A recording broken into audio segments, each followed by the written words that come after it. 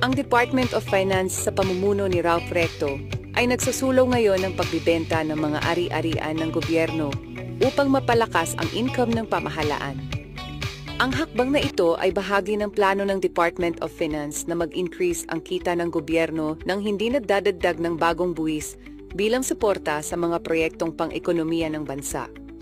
Bilang tugon sa mabilis na pagkaubos ng pondo, ang gobyerno ng Pilipinas ay magbibenta ng halos 28,000 na maliliit na assets upang makalikom ng pondo para sa mga proyekto ng Administrasyong Bongbong Marcos. Pero ang malaking tanong, anong mga proyekto? Mula noong 2022, wala pa tayong nakikita o naririnig na mga major infrastructure projects ng gobyernong ito. Ang ilang mga proyekto ay tinanggalan pa ng pondo at itinigil.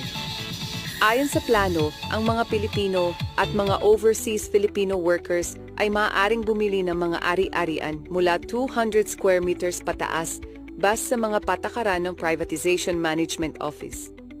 Sinabi ni Finance Secretary Ralph Recto na ipopost nila ang mga properties para sa public auction online.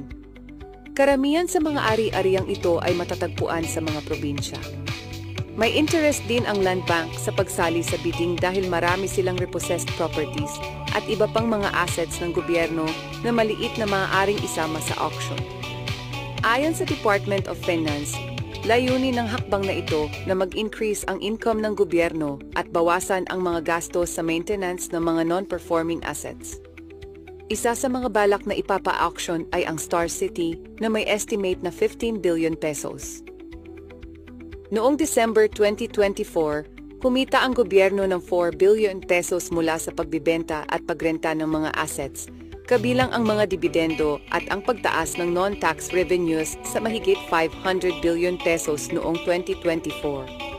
Ayon sa mga kritiko, kung ganito naman kalaki ang kita ng gobyerno, bakit kailangan pa magbenta ng ari-arian na ang may kakayahang bumili ay ang mga may pera lang? Marami ang nag-aalangan na baka ito'y mapunta lang sa mga tauhan ng mga korap na mga politiko. Matatandaan natin na ang gobyerno ay nagbenta ng gold reserves noong nakaraang taon at ngayon naman ay magbibenta ng halos 28,000 na mga properties. So ang tanong ay, papayag ba kayo na ibenta ng gobyerno ang mga ari-arian na ito upang makalikom ng pondo?